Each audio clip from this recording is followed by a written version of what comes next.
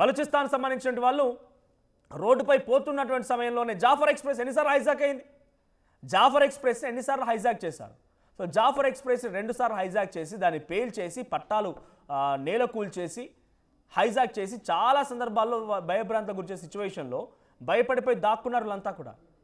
So Noor Khan అనేటువంటి ఒక air base దగ్గర ఎప్పుడైతే మనం దాడి చేసామో ఆపరేషన్ సింధూర్ మొదటి సందర్భంగా, సో అప్పుడు మొదటి రోజు జరిగినటువంటి రెండో రోజు జరిగినటువంటి ఆ ఎయిర్ బేస్ కుప్పకూల్చేటువంటి క్రమంలో ఆ పక్కనే ఆసిమ్ మునీర్ నివాసం కూడా ఉందట. నూర్ ఖాన్ ఎయిర్ బేస్ అనేది పాకిస్తాన్ అన్ని ఎయిర్ బేస్లతో పోలిస్తే చాలా పెద్ద air base. So 3 tier security system ఉంటుందట అక్కడ. సో అటువంటి దాంట్లోనే ఛేదించి ఆసిమ్ మునీర్ పక్కన ఉన్నటువంటి ఒక నూర్ ఖాన్ ఎయిర్ బేస్ని కుప్పకూల్చినటువంటి స్థైర్యం భారత్కి ఉంది. అటువంటి శక్తి సామర్థ్యాలు ఉన్నాయి. అటువంటి ప్రెసిషన్ టార్గెట్స్ భారత్ చేయగలుగుతోంది. ఇండిజినియస్గా వెపన్స్ తయారు చేయగలుగుతున్నాం. S-400 చూసారు కదా ఎటువంటి అద్భుతమైనటువంటి ప్రదర్శన చూపించి ఎన్ని యుద్ధాలని ఆపేసిందో. సో ఖ్వాజా ఆసిఫ్ మాట్లాడుతున్న మాట మళ్ళీ యుద్ధాన్ని రెచ్చగొట్టే విధంగానే ఉంది.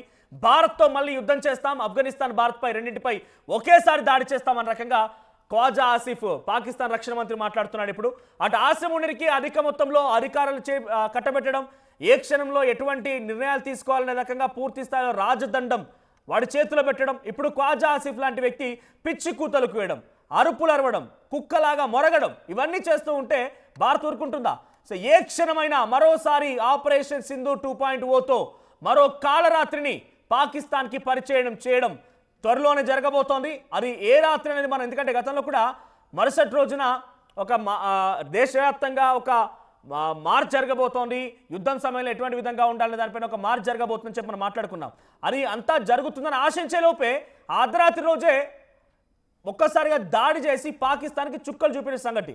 సో ఇప్పుడు ఆ ఘటన నుంచి మరోసారి మళ్ళీ మనం అందరం సైలెంట్గా మన పనులు మనం, అంటే ఆల్రెడీ ఉగ్రదాడులు జరుగుతూ ఉన్నాయి. ఈరోజు ఉదయాన్నే జమ్మూ కాశ్మీర్ నౌగాం పోలీస్ స్టేషన్లో ఇన్స్పెక్షన్ చేస్తున్నటువంటి ఆ అమోనియా నైట్రైట్ పేలిపోవడంతో 7 మరణించారు.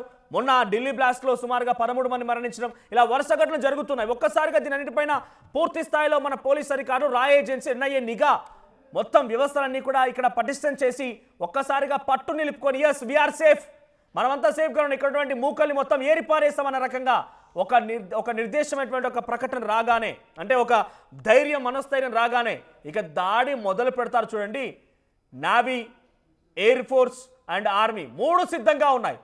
వీరవనితలు, మన దగ్గర ఉన్నటువంటి వీరవనితలు చేసినట్టు ఆపరేషన్ అది చాలా అద్భుతంగా చేసుకొచ్చారు. గతంలో మీరు చూస్తే ఆపరేషన్ సింధూర్ మొదటి రోజున పాకిస్తాన్పై దాడి చేసి అక్కడ టెర్రర్ క్యాంప్స్ని కుప్పకూల్చినప్పుడు, నేలమట్టం చేసినప్పుడు బయటకు వచ్చి మాట్లాడింది ఎవరు?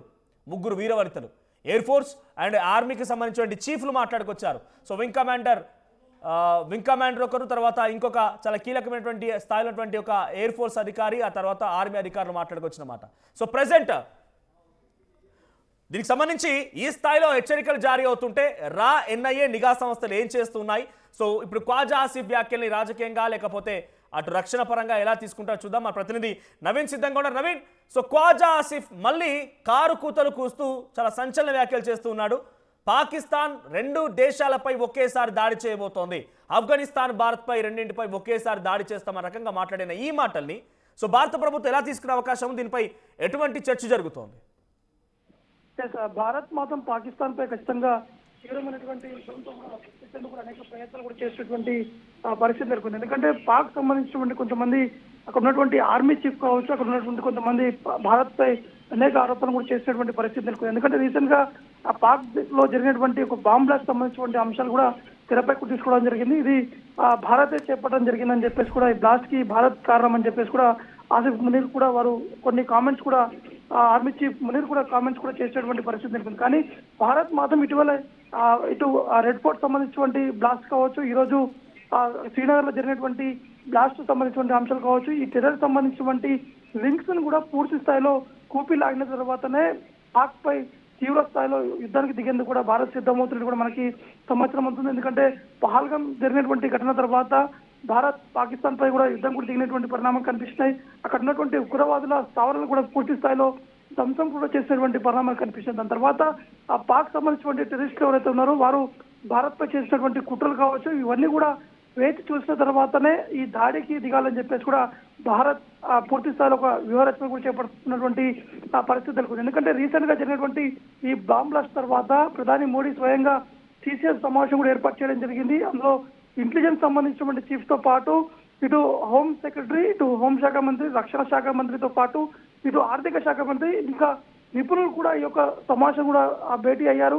ముఖ్యంగా ఈ పాక్ సంబంధించినటువంటి టెర్రరిస్టుని ఏ విధంగా పట్టుపెట్టాలి, ఏ విధంగా బుద్ధి చెప్పాలి, చివరి క్షణం వరకు కూడా వారికి ఎటువంటి అనుమానం రాకుండా పూర్తి స్థాయిలో దాడికి దిగాలని చెప్పేసి కూడా ఇటు భారత్ కూడా ఒక ఆలోచన కూడా ఉన్నట్టు కూడా తెలిసింది. కాబట్టి పాక్ వ్యవహరిస్తున్నటువంటి తీరుపై మాత్రం ఖచ్చితంగా పాకిస్తాన్ కి బుద్ధి చెప్పేటువంటి విధంగా ఇటు సరిహద్దులో ఉన్నటువంటి భద్రతా బలగాలు కూడా ఇప్పటికే అప్రమత్తం అయ్యారు. ఏ క్షణమైనా కూడా ఆపరేషన్ సింధూర్ 2 కూడా జరిగేటువంటి అవకాశం ఉందనే అంశాలపై కూడా చర్చ కూడా జరుగుతుంది. మనోజ్.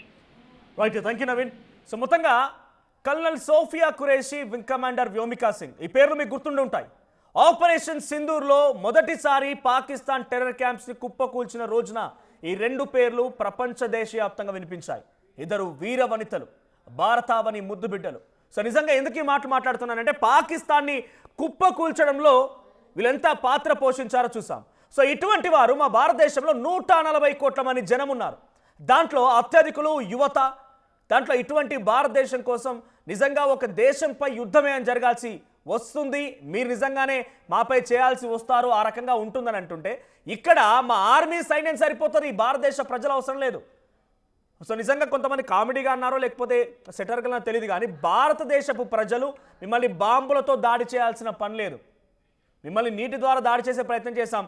సింధు జలాల నీళ్ళని ఒక్క చుక్క కిందికి వదలకుండా ఆపడంతో అక్కడ మొత్తం కట్టకట్లాడిపోతున్నారు. నీళ్లు లేవు, పండించుకోవడానికి పంటలకు నీళ్లు లేవు, ఎటు చూసినా అగమ్యగోచర పరిస్థితి. అటువంటిది 140 కోట్ల మంది జనం ఒక్కసారి కనుక మీకు బాంబులు, అణుబాంబులు లేకపోతే ఇంకేదో అవసరం లేదు. డైరెక్ట్గా ఒక్కసారి 140 కోట్ల మంది జనం కనుక బార్డర్ ఏరియాకి వచ్చి అరుపులు అరిస్తేనే ఆ అరుపుకే చెవులు పలికి చచ్చిపోతారు రక్తాలు గారి.